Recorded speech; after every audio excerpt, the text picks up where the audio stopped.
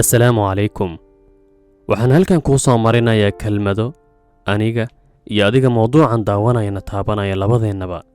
waxaan jeclaan lahaa in aan leeyahay 1,000 naf kadibna aan u diro 1,000 magaalo oo shacabkeenna ku nool yahay kadibna mid kasta dhegta ugu sheego kelmadahan. waa kelmado laga yaaba inay anfacaan wiil ama gabar raadinayo waddada horumarka oona baahan keliya cid dhiirigeliso. walaal, ma isweydiisay waa maxay ujeedka aan noloshan ka leehay? waa maxay waxa aan raba in aan xaqiijiyo? weligaa si dhab ah ma isu weydiisay anigu maxaan rabaa? waa maxay waxa aan raba inaan xaqiijiyo noloshan? ma ii degsan yahay qorshe aan naftayda wax uga beddelayo? hadda qalin soo qaadatid si run ah isu weydii 5 sano ka hor meeshii aan joogay miyaan weli taaganahay mise horumar ayaan xaqiijiyey oo waan ka gudbay sidii aan shala ahaa? haddii aadan wax horumar aadan xaqiijinin welina aad meeshaad iska taagan tahay, waxaa la gaaray wakhtigii isbeddelka, wakhtigii go'aan qaadashada. noloshu ma ahan keliya hal shaqo, hal meel inaad iska taagnaato adigoo rajaynaya inaad horumarto. waxaa jirta xikmad ingiliisha oo leh haddii aadan jeclayn meesha aad joogto, dhaqdhaqaaq oo meesha ka tag, ma tihid geed meesha ku mudan. mar la qeexaya doqonnimada ayaa lagu tilmaamay inay tahay ku celcelinta hal ficil adigoo natiijo cusub raadinaya. in aad weligaa meeshaad iska taagan tahay laakiin aad rajaynaysa inaad horumarto. horumarka xaguu ka imaan wax isbeddelaba maadan samaynine. doqonnimadii ayaad ku soo celcelinaysaa shalayta aad ku jirtay. waad soo kacdaa, meeshii baad aaddaa, sidii noloshaadu waa rootiinkaas. wax horumareen weligaa ma gaaraysid. haddii aad rabto inaad xaqiijiso guul la taaban karo, wakhtigaada ku bixi waxa aad jeceshahay. waa maxay waxa aan jeclahay? waxa aad mawhibada u leedahay.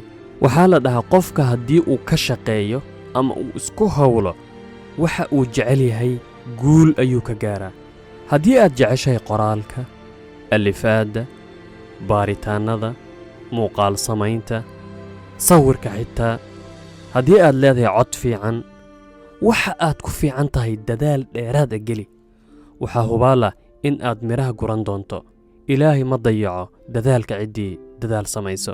waxaan wax yar la hadli rabaa soomaalida qurbaha joogto iyo weliba kuwa gudaha dalka joogo. haddii aad ka shaqayso shaqo aadan wax horumara ka gaaraynin, iskaga tag. ilaahay ayaa israaqadda bixiyo. waxaadna u jeesataa howlaha gaarka, sida inaad bilowdo mashruuc kuu gaar ah, inaad fikrad cusub la imaaddo.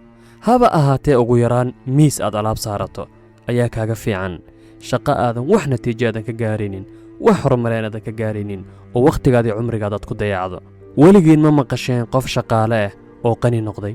dhammaan kuwa qaniga waa dadka leh howlahooda iyo mashaariicdooda u gaarka. milkiilaha facebooka Mark Zuckerberg I felt alone. And worse, it was my fault. I wondered if I was just wrong. An imposter, a 22-year-old kid. markii ay u imaadeen fikradda Facebook 2004 habeen iyo maalin ayuu dul fadhiyay kombiyuutarka si uu natiijo u gaaro. heer uu waxbarashadii hilmaamay kana tegayba jaamacadda uu iskaga taga. ugu dambaynna waa ninka balaayiinta dollar haysta maanta. facebookaasna leh shirkado kalena sii gatay. haddii shaqaale uu ahaan lahaa weligiis heerkaas muu gaareen. weliba maadaama kombiyuutarka uu ku fiicnaa markiisii hore, waxaa shaqooyin u soo bandhigay shirkadaha Microsoft asagoona shaqaynin, laakiin wuu diiday. sababtoo bii'ada uu ku dhashay ayaa ah ama uu arkayaa dadka in inta guulaha xaqiijisay dhinaca maaliyadda ama dhaqaalaha ay yihiin dadka howlaha u gaarka leh. sidaas darteed wuu diiday. qof wacyile ayuu ahaa. wuxuu yidhi hawshayda ayaan hormarin Facebook, ma raba shaqaale inaan noqdo aniga.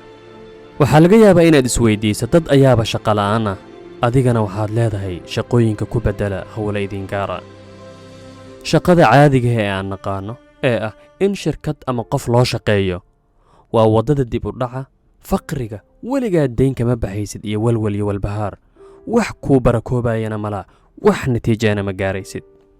nin ayaa yidhi dayn ayaan qaatay anigoo shaqaale ah. dayntuna waxay soconaysaa muddo 30 sano ah. waa inaan 30 sano ku bixiyaa. waa inaan weligii u noolaada ayuu yidhi inaan dayntaas iska gudo. laakiin wuxuu yidhi shaqadii ayaan ka tegey kadibna waxaan bilaabay ganacsi iyo howlo ii gaaraya mashaariic. wuxuu yidhi muddo 3 sano keliya ayaan iskaga bixiyey deyntii 30 sano igu qaadan lahayd haddii aan shaqaale iska ahaan lahaa. waad fahmi kartaan xikmadda meesha ku jirto. ka xarow xargaha iyo silsiladaha labalabaynta iyo dib u dhigidda. noloshu waxay u baahan tahay u soo jeesho dhab ah in aad gacmaha xaydato. ilaahay awoodo aan la soo koobi karin ayuu ku siiyey. ha ogolaanin in aad safka dambe ee bini'aadamka ku jirto. hurguf marada kadibna iska rid caajiska iyo hurdada meeshana ka kac.